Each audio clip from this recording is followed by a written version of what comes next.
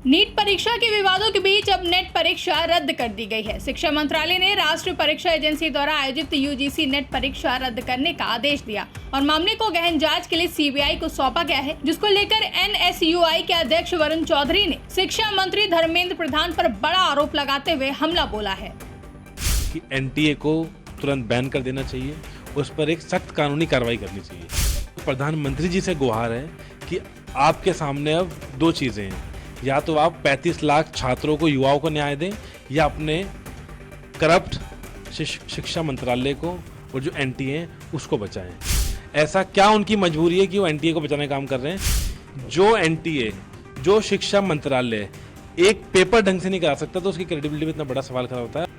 UG result का विवाद अभी ठंडा नहीं हुआ था कि शिक्षा मंत्रालय ने बुधवार को यूजीसी नेट को रद्द करने का ऐलान कर दिया। मामले की जांच सीबीआई को सौंपी गई है, जिसके बाद यूजीसी नेट अब नए सिरे से आयोजित कराया जाएगा। वहीं शिक्षा मंत्रालय ने यह फैसला गृह मंत्रालय से परीक्षा में धांधली के इनपुट मिलने के बाद लिया है। हालांकि इसको लेकर छात्रों में रोष है। इस बीच एनएसयूआई के अध्यक्ष वरुण चौधरी ने एनटीए को बैन करने की मांग करते हुए प्रधानमंत्री नरेंद्र मोदी से गुहार लगाई है। साथ ही शिक्षा मंत्री धर्मेंद्र प्रधान पर निशाना साधते हुए कहा कि धर्मेंद्र प्रधान जी बार बार एनटीए को बचाने का काम कर रहे हैं। अब मुझे लगता है कि धर्मेंद्र प्रधान जी पेपर लीक की धांधली में खुद शामिल हैं।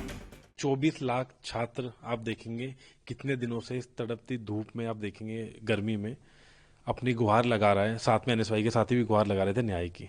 और जिस तरीके से नेट का पेपर, आज मैंने सुबह प्रेस के माध्यम से बोला था कि एनटीए को तुरंत बैन कर देना चाहिए। मैं फिर वही मांग करता हूं कि एनटीए को तुरंत बैन कर देना चाहिए, उस पर एक सख्त कानूनी कार्रवाई करनी चाहिए। साथ के साथ मेरी अब प्रधानमंत्री जी से गुहार है कि आपके सामने अब दो चीजें हैं, या तो आप 35 लाख छात्रों को, युवाओं को न्याय दें, या अपने करप्ट शिक्षा मंत्रालय को और जो एनटीए है उसको बचाएं।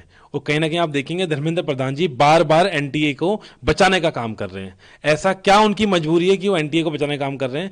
कहीं ना कहीं मुझे लगता है अब धर्मेंद्र प्रधान जी जो पेपर लीक की धांधली का ये जो व्यापार शुरू करा एनटीए ने, इसमें खुद शामिल है। हमने 24 तारीख को तो संसद घेराव करा था, उसमें अब हम नेट के जो हमारे विद्यार्थी थे उनको भी हम अपील करेंगे कि वो आएँ, और साथ के साथ कल भी हम प्रदर्शन करेंगे। 21 तारीख को देश भर की जो यूनिवर्सिटीज़ हैं, हमारी जो कैंपसेज हैं पूरे देश में, लगभग हमने 300 कैंपसेज करें आइडेंटिफाई, उन 300 कैंपसेज में प्रोटेस्ट होगा। और 24 तारीख को जो पहला दिन है संसद का, जब वहाँ शपथ ग्रहण भी चलेगा नए सांसदों का, उस दिन हम छात्र संसद घेराव करेंगे, जिसमें हम नीट के छात्रों की न्याय की गुहार लगाएंगे और नेट की जो धांधली हुई है। और आप देखेंगे बहुत कॉमन पैटर्न बन गया है। जो एनटीए, जो शिक्षा मंत्रालय एक पेपर ढंग से नहीं करा सकता, तो उसकी क्रेडिबिलिटी में इतना बड़ा सवाल खड़ा होता है। अब देश के तमाम जो छात्र हैं, आपको पता है देश में 60% युवा लोग हैं, तो उनका कहीं ना कहीं ये जितने भी अब एग्जाम्स हो रहे हैं उसको धांधली को देखते हुए उनका मनोबल टूट रहा है।